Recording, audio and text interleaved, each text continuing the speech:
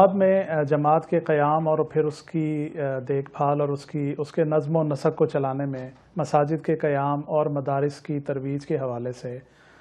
کیا طریقہ کار رہا علامہ صاحب کا کہ وہ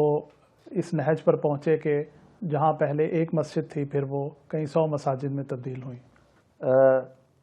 مرکزی جمعیت اہل حدیث اسلام آباد کی تنظیم اور تنسیق اور اس کے معاملات کو تو الحمدللہ یعنی ابتدا سے ہی والد محترم نے دیکھنا شروع کر دیا تھا۔ پھر جب جماعت کی ذمہ داری ان کے سپرد کر دی گئی اور اسلام آباد کی جماعت کے امیر بنے تو اس معاملے کو آگے مزید بڑھایا۔ الحمدللہ جس وقت تشریف لائے تھے تو اس وقت ایک مسجد بھی نہیں تھی، جگہ میسر تھی، لیکن جیسے پہلے بات ہوئی کہ مسجد بنا نہیں تھا،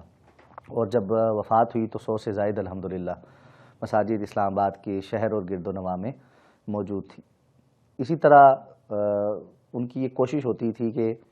جہاں کہیں بھی کوئی نیا سیکٹر بنا ہے اور ساتھی موجود ہیں وہاں پر مسجد کا قیام کیا جائے۔ مسجد کے قیام کے حوالے سے ان کا جو ایک خاصہ تھا وہ یہ تھا کہ جس بھی نئی جگہ جاتے تھے اور وہاں پر جو حجر الاساسی سنگ بنیاد کی جو تقریب ہوتی تھی اس میں سب سے پہلے اپنی جیب سے حصہ ڈالتے تھے، جو اللہ نے توفیق دی ہوتی اپنے پاس سے اس مسجد کے قیام کے لیے ضرور حصہ ڈالتے۔ تو ان کی وفات پہ بھی اس بات کا بہت سارے لوگوں نے اظہار کیا، جتنی بھی مساجد سے لوگ آئے کہ جی فلاں وقت میں جب یہ مسجد بن رہی تھی، یہ مسجد بن رہی تھی، یہ مرکز بن رہا تھا، تو سب سے پہلے علامہ صاحب آئے، پہلی نماز پڑھائی اور اپنی جیب سے پیسے نکال کر دیے کہ جی اس کی جو ہے نا تعمیر میں یہ میری طرف سے حصہ ہے۔ تو اس حوالے سے بڑا ان کا ایک ذوق اور شوق تھا۔ پھر احباب کی توجہ دلانا،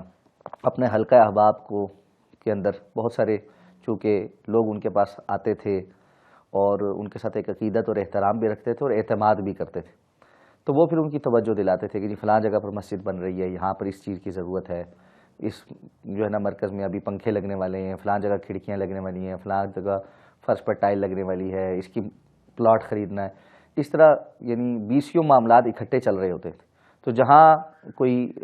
ایسا شخص نظر آتا جو اس معاملے میں آگے بڑھ کر تعاون کر سکتا تھا اس کی توجہ دلواتے کہ یہ کرنے والا کام آپ اس طرف کریں، یہ کام کریں، یہ کام کریں۔ تو الحمدللہ اس طرح کرتے کرتے اللہ کی توفیق سے مساجد کا ایک نیٹ ورک پورا جو ہے وہ اسلام آباد میں قائم ہو گیا۔ اور پھر جب یہ مساجد بن گئیں تو ہر ہفتے میں 1 یا 2 دن انہوں نے مقرر کیے ہوتے تھے جو اپنے جماعتی ساتھیوں کے ساتھ کسی نہ کسی مسجد کے اندر وہ درس رکھتے تھے۔ تو اس طرح جو مساجد تعمیر کی تھیں اور جو جماعتیں وہاں پر یونٹ کی حیثیت رکھتی تھیں وہاں جا کر ایک مربوط رابطہ اور ان کے ساتھ جو ہے ان کے معاملات کو سننا، بیٹھنا، ان کے مسائل کو حل کرنا، مسجد میں درس دینا، مسجد کے نمازیوں کو تلقین کرنا۔ پھر اسی طرح ان مساجد میں جو تبلیغی کانفرنسز وغیرہ ہوتی تھیں ان میں بڑی جو ہے نا ذوق اور شوق سے شرکت کرتے تھے۔ ان کا ایک خاص ذوق جو تھا وہ قرآن مجید کے ساتھ ان کا تعلق تھا۔ قراء کا بڑا احترام کرتے تھے، ان سے بڑی محبت کرتے تھے، اور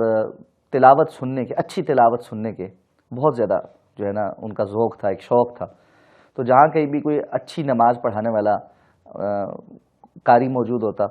تو اس کو آگے کرتے کہ جی آپ نماز پڑھائیں۔ یہاں مرکز میں کوئی ایسا شخص آ جاتا جس کا پتہ تھا کہ یہ قرآن بہت اچھا پڑھتے تو نماز میں ان کو آگے کرتے کہ جی آپ نماز پڑھائیں۔